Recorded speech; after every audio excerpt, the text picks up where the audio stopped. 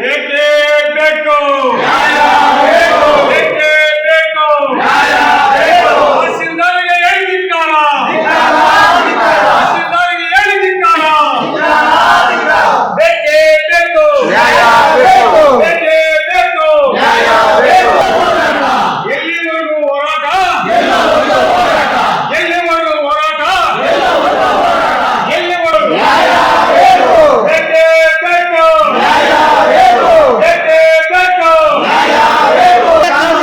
ಕಾನೂನಂತೆ ಕಾನೂನು ಕಾನೂನಂತೆ ಕಾನೂನು ಎಲ್ಲಿವರೆಗೂ ಹೋರಾಟ ಎಲ್ಲಿವರೆಗೂ ಹೋರಾಟ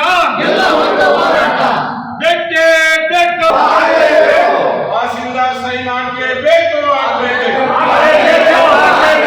ಹಾಕದೇ ಇರುವ ತಹಸೀಲ್ದಾರ್ ಹೇಳಿದಿಕ್ಕಾರ ಸೈನ್ ಹಾಕದೇ ಇರುವ ತಹಸೀಲ್ದಾರ್ ಹೇಳಿದಿಕ್ಕಾರ ಸೈನ್ ಹಾಕ್ಲೇಬೇಕು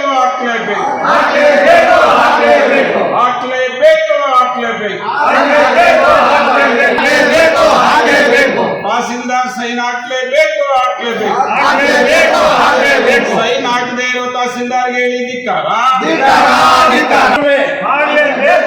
ಎಂಟಿ ಸರ್ವೆ ಎಂಟಿ ಸರ್ವೆ ಎಂಟಿ ಸರ್ವೆ ಎಂಟಿ ಸರ್ವೆ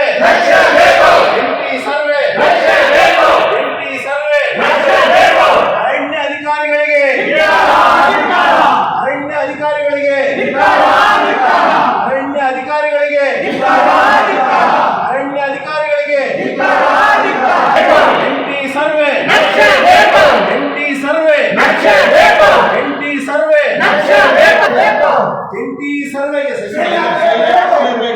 ಜಂಟಿ ಸರ್ವೆಗೆ ಜಂಟಿ ಸರ್ವೆಗೆ ಜಂಟಿ ಸರ್ವೆಗೆ ಜಂಟಿ ಸರ್ವೆಗೆ ಜಂಟಿ ಸರ್ವೆಗೆ ಸರ್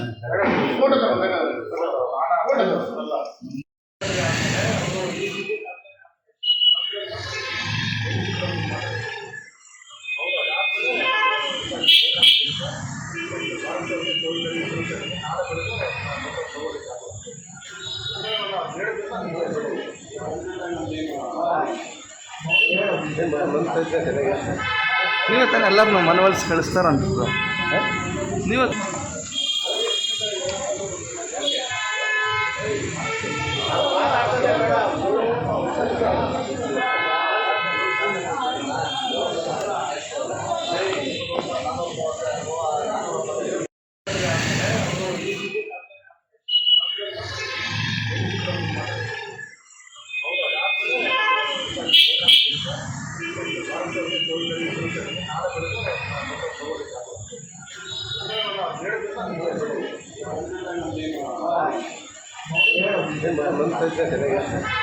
ನೀವೇ ತಾನೆ ಎಲ್ಲರನ್ನೂ ಮನವೊಲಿಸಿ ಕಳಿಸ್ತಾರಂತದ್ದು ನೀವು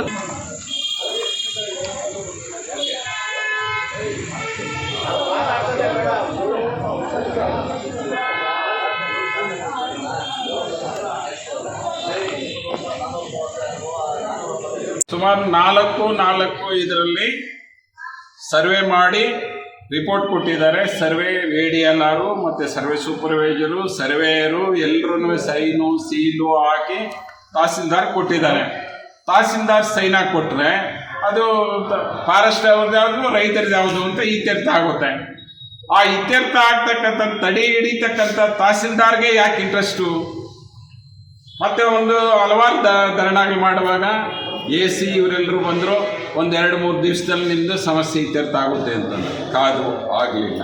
ಮತ್ತೆ DC ಬರೆದಿದ್ದಾರೆ ಅಂತಂದು DC ನೋಡಿದ್ವು.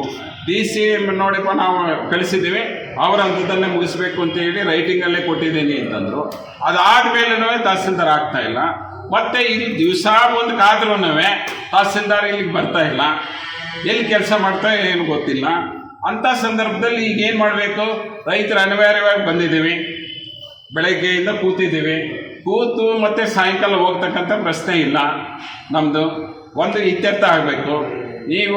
ನಾನು ಮಧ್ಯಾಹ್ನ ಸರ್ಕಲ್ ಇನ್ಸ್ಪೆಕ್ಟ್ರಿಗೂ ಹೇಳಿದೆ, ನೋಡಿ ಸ್ವಾಮಿ, ನಮ್ಮನ್ನು ಅರೆಸ್ಟ್ ಮಾಡಿ, ಅವ್ರು 2-3 ದಿವಸ ಕೇಳ್ತಾರಲ್ಲ, ನಾವು ಜೈಲಲ್ಲಿ ಇರ್ತೀವಿ, ಜೈಲಲ್ಲಿ ಇದ್ಕೊಂಡು ಅವ್ರು ಯಾವಾಗ ಸೈನ್ ಆಗ್ತೀವೋ ಆವಾಗ ಬೇಲ್ ತೊಗೊಂಡು ಬರ್ತೀವಿ, ನೀವು ಅರೆಸ್ಟ್ ಮಾಡಿ ಜೈಲಿಗೆ ಕಳಿಸಿ ನಮ್ಮನ್ನು.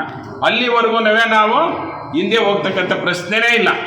ಹಲವಾರು ಬಾರಿ ಲೆಕ್ಕ ಇಲ್ಲದಷ್ಟು ನಮ್ಮ ಲೀಡರ್ಸು ಬಂದು ನೋಡಿದ್ದಾರೆ, ನಮ್ಮ ರೈತರು ಬಂದಿದ್ದಾರೆ. ಈಗ ಬಿತ್ತನೆ ಮಾಡೋ ಸಂದರ್ಭ, ಉಳುಮೆ ಮಾಡೋ ಸಂದರ್ಭ, ಮುಂಗಾರು ಮಳೆ ಪ್ರಾರಂಭ ಆಗಿದೆ, ಅವ್ರದ್ದಲ್ಲ ಅಂತ ಗೊತ್ತಿದೆ. ಅವ್ರದ್ದು 409 ಎಕರೆ ಅಂತ ದಾಖಲೆಗಳು ಹೇಳ್ತಾ ಇದೆ. 600 ಎಕರೆಯಲ್ಲಿ ಹತ್ರ ಇದ್ದಾರೆ. ಹತ್ರ 200 ಎಕರೆ ಅಷ್ಟು ಒತ್ತುವರಿ ಅವರು ಇದ್ದಾರೆ. ಅದನ್ನು ಬಿಟ್ಟು 200 ಎಕರೆ ರೈತರ ಜಮೀನನ್ನ ಒಡೆದಾಕಿರೋದ್ರಲ್ಲಿ 41 ಲಕ್ಷ ಬಿಲ್ ಮಾಡಿದ್ದಾರೆ. ಅವರೇ ರೈಟಿಂಗಲ್ಲಿ ಕೊಟ್ಟಿದ್ದಾರೆ. ಬೆಂಗಳೂರಲ್ಲಿ ಇರ್ತಕ್ಕಂಥ ಒಬ್ಬನಿಗೆ ಅದು ದುಡ್ಡೆಲ್ಲ ಕಳಿಸಿದ್ದಾರೆ. ಏನು ಫ್ರಾಡ್ ಆಗ್ತಾ ಇದೆ, ಏನು ಯಾರು ಕೇಳೋರಿಲ್ವಾ ಇಲ್ಲಿ? ಸರ್ ಒಂದು ಫಾರೆಸ್ಟ್ನವರು ಈ ತಹಸೀಲ್ದಾರ್ ಏನು ಮಾಡಿದ್ರೆ ಗೊತ್ತಿಲ್ಲ ನಮಗೆ. ಡಿಸ್ಟ್ರಿಕ್ಟ್ ಮಿನಿಸ್ಟ್ರು, ಇಲ್ಲಿರ್ತಕ್ಕಂಥ MLAಗಳು ಮತ್ತೆ ಸರ್ಕಾರ ನಮ್ಮ ರೈತರ ಪರವಾಗಿದೆ. ರೈತರ ಪರವಾಗಿ ಎಲ್ಲನವೇ ಹೇಳಿದ್ದಾರೆ.